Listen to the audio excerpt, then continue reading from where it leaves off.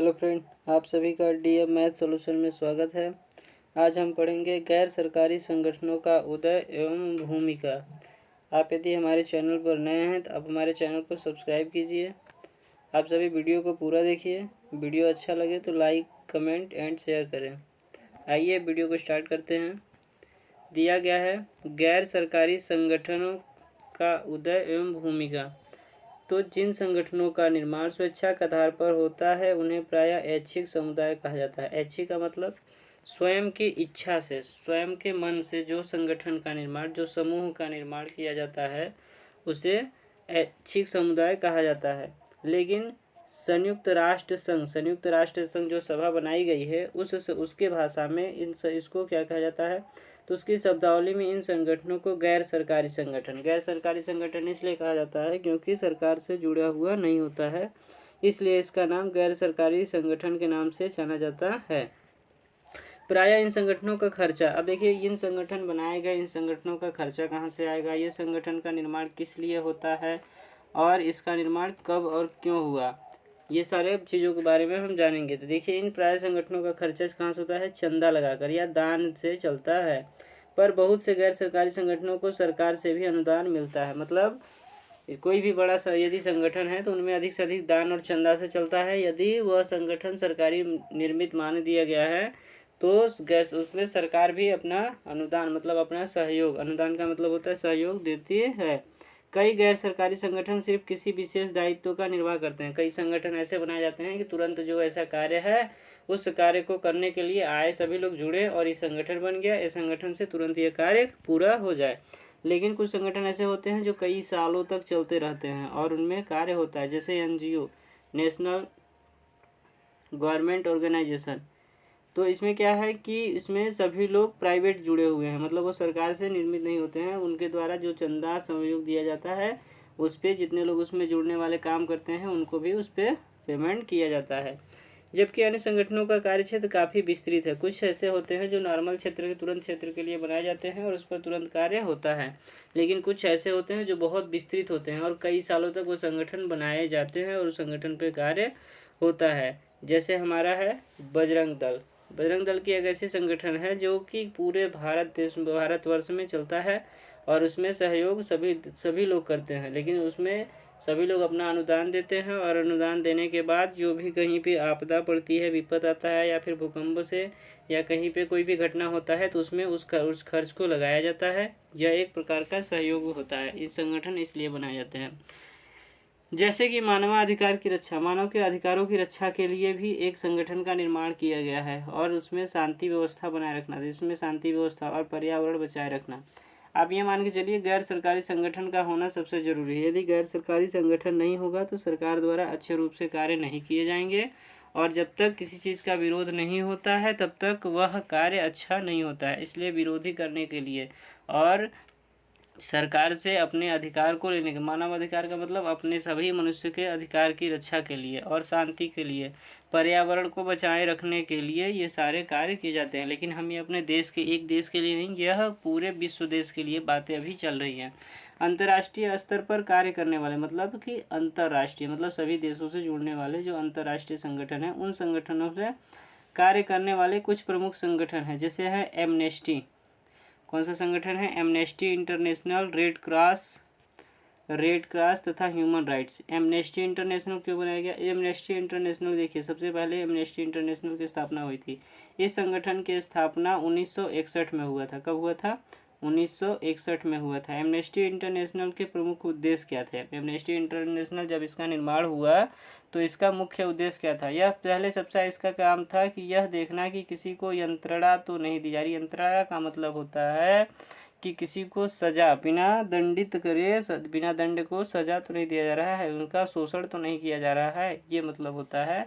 इसका सबसे पहला काम ये था। दूसरा, धार्मिक व राजनीतिक विश्वासों की वजह से बंदी बनाए गए लोगों को मुक्ति दिलाना। किसी को धर्म के आधार पर, यदि पहले धर्म और जाति के आधार पर लोगों को बंदी बनाया जा रहा था कि दूसरे जाति के लोग इस देश में रह रहे हैं तो इससे यहाँ से हटाया जाए या फिर इनको बंदी बना लिया जाए, इससे वो दूसरे देश के जाति में विपदा आती थी। और राजनीतिक विश्वास, एक दूसरे का यदि जो राजनीतिक विरोध करता था तो उसे भी बंदी बना लिया जाता था।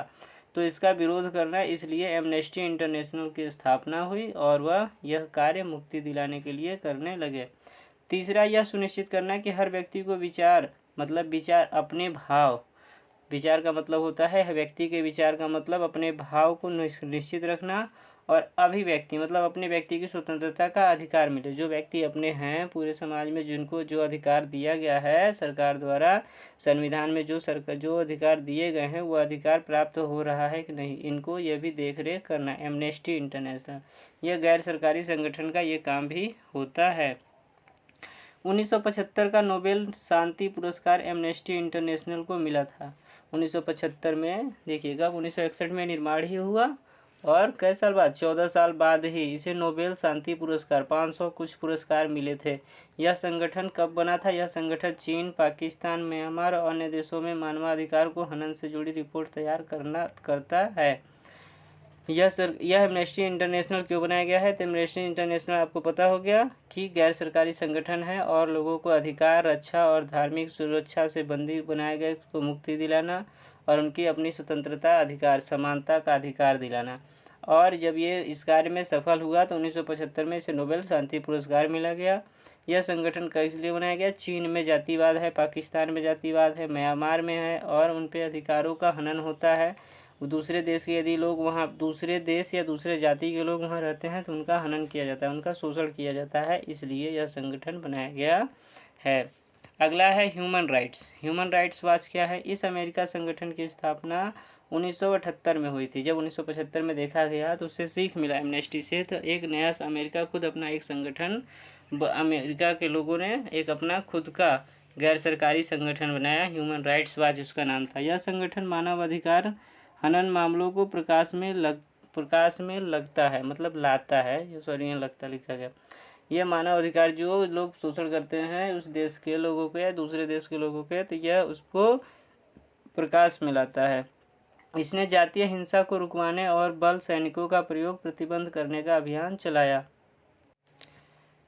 इसने जातिवाद को खत्म करने के लिए पूर्ण तरीके से अपना सहयोग दिया और बाल सैनिक मतलब जो बाल सैनिकों को प्रयोग किया जाता था, जो उम्र बताया गया है जैसे 18 साल से नीचे वाले बालक होते हैं और उनके बाद इन्हें सैनिक बनाया जाता है, लेकिन उन्हें भी पहले सैनिक बना दिया जाता था। इस अभियान पे प्रतिबंध लगाया गया और इस संगठन से जमीन के नीचे बारूद सुरंगें बिछाने का भी प्रबल विरोध किया गया। पहले लोग जमीन के नीचे सुरंग बिछा देते थे, किसी देश को उड़ा देते थे, या फिर कई सुरंग, बड़े बड़े सुरंग, पहले राजा महाराजा का सुरंग होता था ना, तो उन सुरंगों का विरोध किया गया और सुरंग खत्म कर दिया गया। और इस तरह की अपराधियों को दंडित करने के लिए अंतर्राष्ट्रीय दंड न्यायालय की भी स्थापना पर बल दिया गया। इसमें अनेक प्रकार के अपराधी, जैसे कि वो लोग सुरंग बनाते या फिर कोई भी प्रकार का अदंडनीय कार्य करते, तो अंतर्राष्ट्रीय दंड न्यायालय की स्थापना की गई। जो देश इस प्रकार का कोई भी कार्य करता तो उसे अंतर्राष्ट्रीय न्यायालय में उसे दंड देने की व्यवस्था की गई है। अगला है विश्व व्यापार संगठन। विश्व व्यापार संगठन कब किया गया? जब देखिए विश्व व्यापार संगठन वर्ल्ड ट्रेड ऑर्गेनाइजेशन की स्थापना 1 जनवरी 1950 को की गई थी। विश्व व्यापार की देखभाल के लिए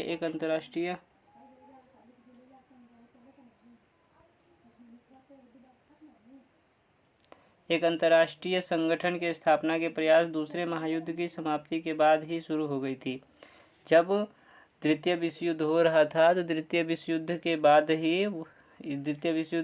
ही लोगों में यह विश्वास हो गया था कि अब व्यापार के लिए यदि एक देश से दूसरे देश में व्यापार करना है तो हमें एक दूसरे के साथ एक व्यवहार का रूप बनाना होगा।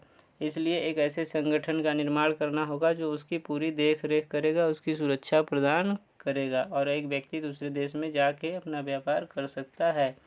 तो 1947 में जब डेट समझौता हुआ तो जनरल गेट होता है, general agreement on trade and tariff, जिसे गेट का अस्तित्व है। इसमें विश्व व्यापार संगठन गेट की उत्तराधिकारी संस्था है। वर्तमान में इस संगठन की कुल सदस्यता 163। इसमें 163 सदस्य देश मिलकर एक दूसरे के साथ अपना व्यापार करते हैं।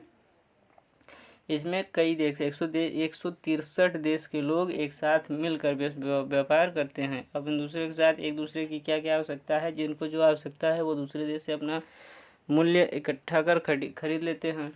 विश्व व्यापार संगठन के 3 सबसे महत्वपूर्ण कार्य हैं। सबसे महत्वपूर्ण क्या है? यह बहुपक्षीय अथवा अंतर्राष्ट्रीय व्यापार के नियम के बारे में निर्णय लेते हैं। यह जो नियम बनाए जाते हैं, विश्व व्यापार संगठन में जो नियम बनाए जाते हैं, वही नियम के द्वारा किसी भी वस्तु को खरीद या बेच सकते हैं आप। दूसरा, यह बहुपक्षीय व्यापार समझौते को लागू करता है। यदि वह बहुपक्षीय व्यापार मतलब अनेक प्रकार के जुड़े हुए खंड से विभक्ति है, तो इसे बहुपक्षीय व्यापार समझौते को लागू कर सकता है और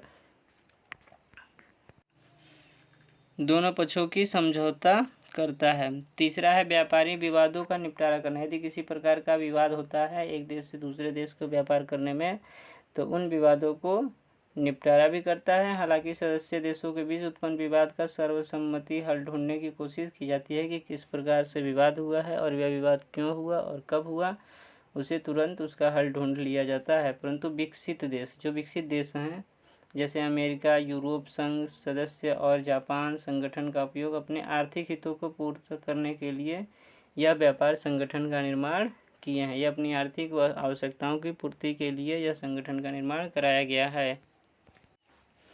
ये पूरा था गैर सरकारी संगठन का उदय और भूमिका। धन्यवाद।